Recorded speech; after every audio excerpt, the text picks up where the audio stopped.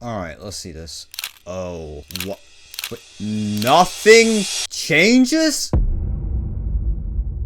Okay, so dramatic intro aside, this is not looking good at all for the endgame of Wuthering Waves. It's not a resource management problem anymore, it is just straight up low resources in total.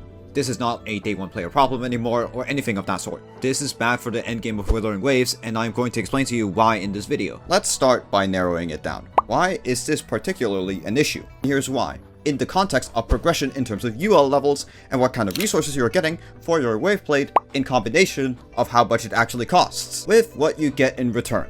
To save you some time, I'll explain it through my experience of covering the subject specifically with the low amount of Echo experience and so on. So originally I was actually against more Echo XP. My argumentation for it at the time was that with the current progression of how early you unlock 5-star Echoes and the amount of materials you had, people were complaining about them not being able to fully level up their Echoes. Right, that makes sense, because when you're at a lower UL level, your overall rewards are lower. However, you get high level gear that you're basically going to use until you're at the end of the game, so early. It's like getting access to really OP gear early on, but you don't necessarily really have any ways to effectively use it. So that was why I was on the other side. It was because I essentially said that once you actually get to the higher levels, where you're actively going to use said gear, you would be accounted for that amount of experience that you would need to use that gear. And then I hopped on the other side, when I saw that you barely don't even get any sort of compensation. Once you hit Union level 50, you can freely grind tacit fields and get the most amount of available Echo experience from them.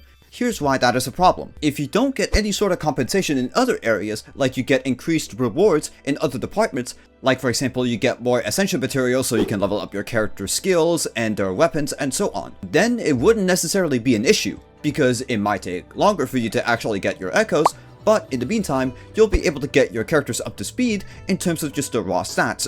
Their skills are leveled up, they are at the right levels, and their weapons are also leveled up. And then you reach the point of where you basically can't really control it. That should make sense, so you get the trivial grind over, and you get to focus on the never-ending grind, which is Echoes. But here's the problem.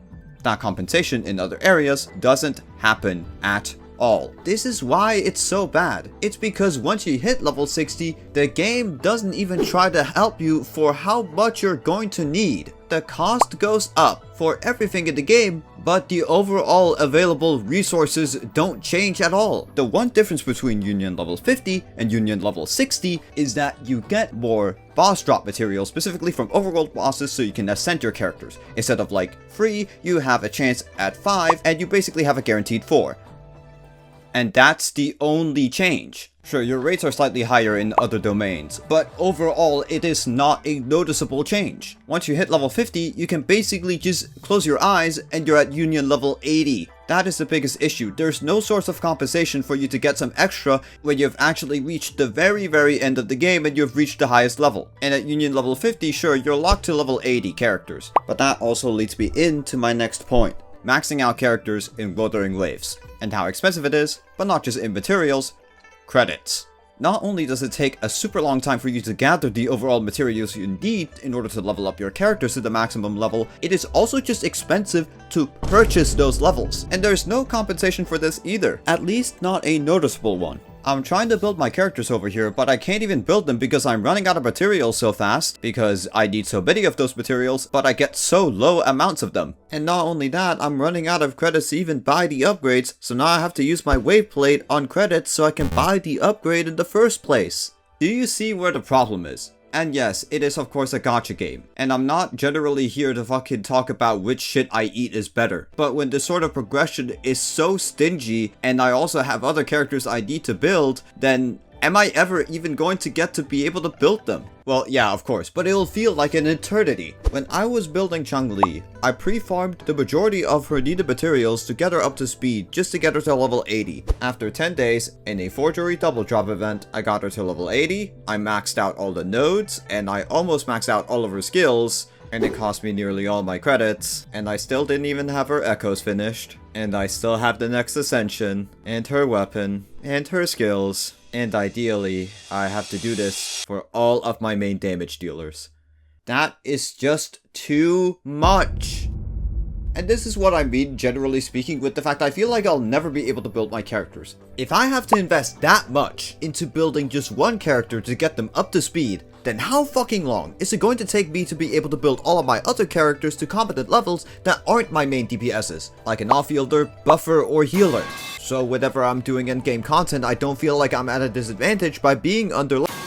And that's why this is becoming a problem that isn't just for day 1 players, but also for future players. If some of the newer players start playing Wuthering Waves and they get through all of the content, they'll then be faced with the same issues that we're facing right now. I'm happy to have 3 5-star characters, but am I even going to be able to build them when I also have other characters to work on, and more echoes to farm, and more credits to earn? Then you will just have players burnt out with the fact that they can't even keep up with the game. I think Kuro Games is really trying hard, but I do think that they need to be way less stingy in terms of gating the progress in Wuthering Waves. Either increase the amount of materials you're getting, or decrease the cost of those materials overall. Either give more echo experience, or just make them cost 40 instead of 60. If you don't want to change those, then change them in other areas. But you also need to be careful with this, because you don't want the progression to feel too fast either. Especially with something like echoes, which if you had a god tier echo at union level 35, you could use that until you're union level 80 because of how early you unlock 5-star echoes. And we don't need to make this even easier to farm than it already is. We don't want to have that for the endgame either, of course. But you don't want it to be slow in both departments. Otherwise, it's just going to be tedious, unfun, and really unenjoyable. And this problem, I really wasn't hoping that it would get worse, but it did.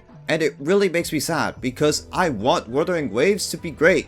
I'm very critical of the game I really like because I want it to be in a good place, but I also need to be mindful about the criticism I deliver. And as much as people don't really care, I'm personally stoked for 1.2, but I'm not stoked for the future of the overall game if this is how it's going to be. Something needs to change. And whether or not that change comes from echo experience or weapon and character ascension materials, one change is needed, and I don't think it's too much to ask for. Because if there's one thing Kuro does, they listen. And I hope for that devs listened livestream, they acknowledge and at least share their perspective of how they feel about this. If their vision for the game is to basically have this as the compromise for having more characters, then I'm just gonna have to live with it. If I don't enjoy it in the end, then well, I guess I'll have to stop playing. But for now, it's manageable. And for the sake of my own enjoyment, I hope I'll feel this way for a while. Because right now, I really like Wuthering Waves, and I think it's a really cool game. Just like how right now, subscribe! Leave your thoughts in the comments about the trilogy, holy sh**. And I'll see you guys next time when I find something that pisses me the fuck off. Peace.